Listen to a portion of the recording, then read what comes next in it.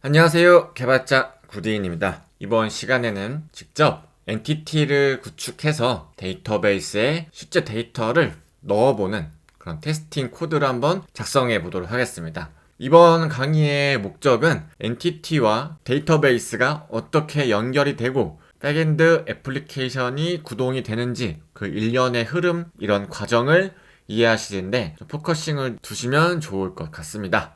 그러면 바로 진행해 보도록 하겠습니다. 우리가 흔히 말하는 CRUD라고 불리는 이 기능을 직접 구현을 해 볼 텐데요. 모듈스 폴더 안에 저는 태스크라는 폴더를 하나 만들겠습니다. 자, 그리고 나서 터미널을 여시고 cd src 폴더로 접근해 주신 다음에 cd 모듈스 change 디렉토리에 가서 태스크로 접근할 수 있도록 명령어를 입력하시고요. next 명령어로 next generator 모듈, 자, 태스크를 일단 하나 만들겠습니다. 자, 그러면 자연스럽게 여기 안쪽에 생기고요. 컨트롤러도 필요하니까 next generator 컨트롤러 태스크 하나 만들겠습니다. 그리고 next generator 서비스도 필요하니까 서비스도 하나 만들어 주도록 할게요.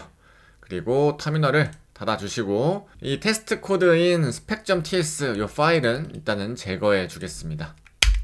자, 그러면 이렇게 tasks.controller.ts, tasks.module.ts, tasks.service.ts 이렇게 생겼는데 저는 보통 폴더명만 이렇게 복수형으로 놓고요.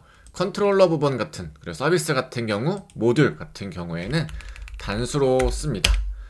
그리고 나머지 것들도 마찬가지고요. 여기도 마찬가지로 task.service.ts로 바꿔줍니다. 자, 그러면 우리가 뭔가 CRUD, 태스크든 토픽이든 인사이트든 다양한 이름이 될 수 있겠지만 할 일을 생성한다 라고 우리가 가정을 했을 때 이 태스크스 폴더 안쪽에 생성한 컨트롤러, 모듈, 서비스가 하나의 세트로 이루어져서 기능들을 담당하고 있는 거죠. 컨트롤러 같은 경우에는 프론트엔드 측에서 전달한 이 요청값을 받아서 올바른 엔드포인트로 뿌려주는 역할을 하고요.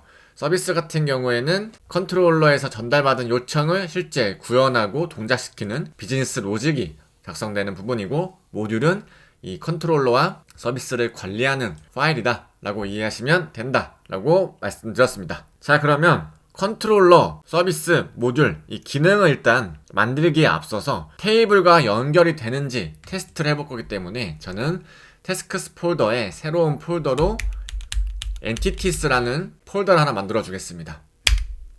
그리고 이 폴더 안쪽에서는 컨트롤러, 모듈, 서비스 요 세 가지를 활용해서 데이터베이스가 가지고 있는 정보를 가지고 프론트엔드 쪽으로 전달하는 거잖아요. 그래서 1대1로 테이블과 매핑 시켜줄 수 있는 역할을 하는 엔티티 클래스를 하나 만들어 주도록 하겠습니다.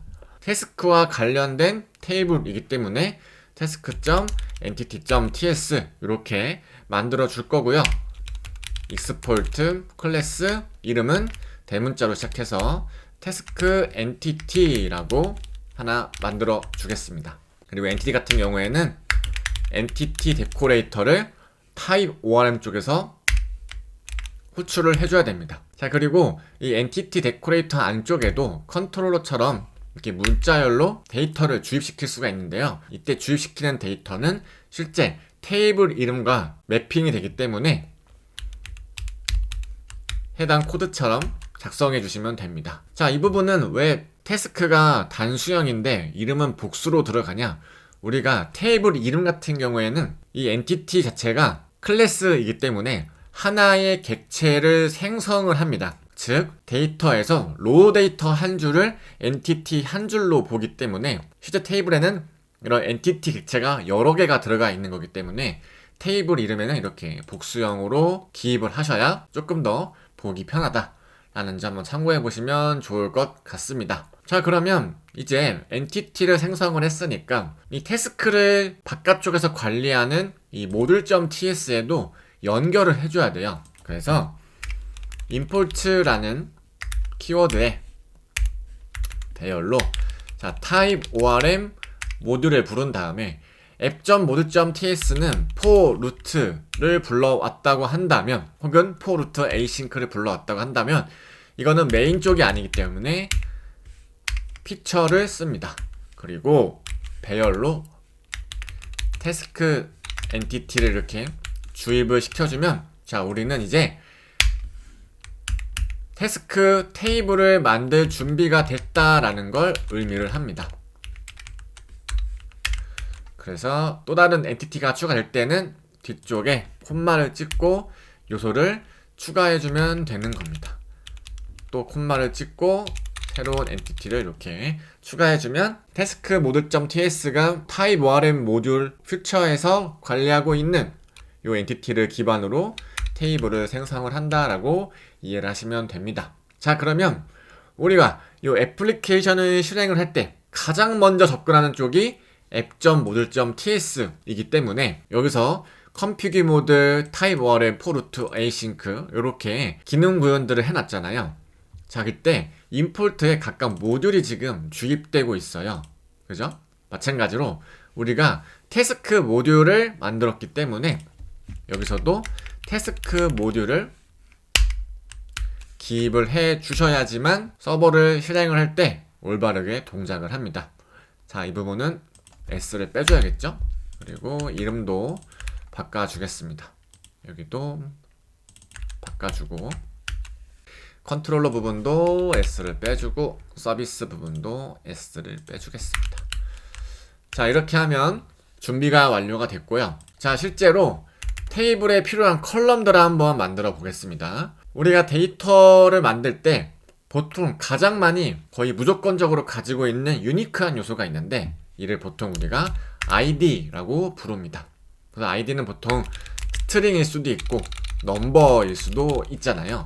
이렇게만 생성하면 클래스 객체이기 때문에 이 데이터 테이블에 실제 컬럼처럼 기입을 하려고 한다면 컬럼 데코레이터를 이렇게 붙여줘야 됩니다. 그러면 이 id라는 속성이 데이터 컬럼으로 주입이 되는 거고요.